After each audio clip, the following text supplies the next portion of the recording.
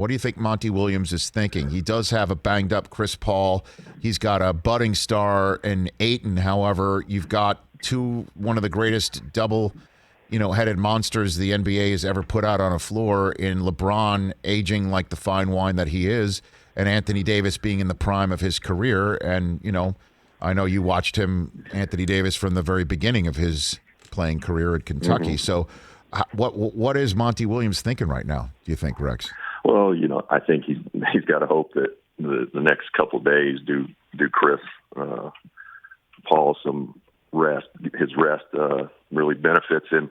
Hopefully he can continue to get treatment and get a little bit better. I think it's an uphill battle if he's not himself. And then, I remember I played 7 years in the NBA before ever making the playoffs.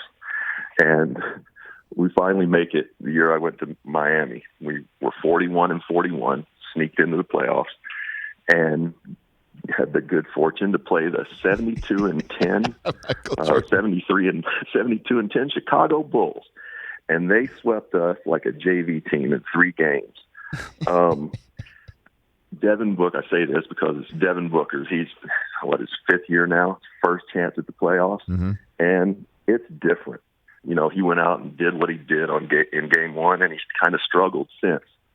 But the playoffs are different. It's officiated different. And when you come across 2 just elite guys like LeBron and AD, and you're playing those guys as young guys, DeAndre Ayton and Devin Booker, it's maddening because you feel like they get every damn call. So, these guys, Phoenix is up against it, but they just have to get one and take that series back to Phoenix. Why is it done? Why is it different? Walk me through that. I mean, why? I think that, it's like I remember guarding Reggie Miller. Guarding Reggie before he became an All-Star and after he became an All-Star. Once he became an All-Star, he got every call. He'd just run into you and flop, and he'd get the call.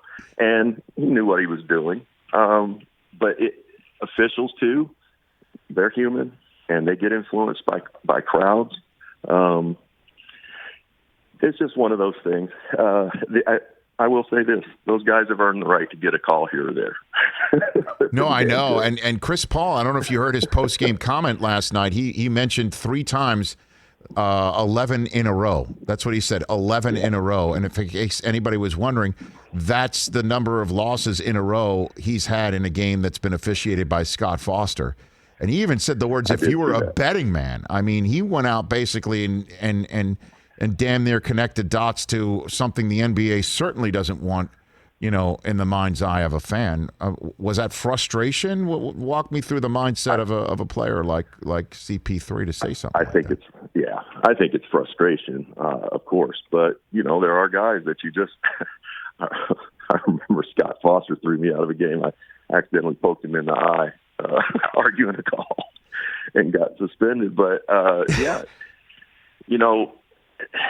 I'm anxious to see how the league responds to what Chris had to say. I can't imagine that will go unpunished, but we'll see. Yeah, some guys just don't like certain players. Some players don't like certain referees, and I'm sure there are referees that don't like certain players. Hey, you watched all the way to the end. Thanks for that. Watch more right here.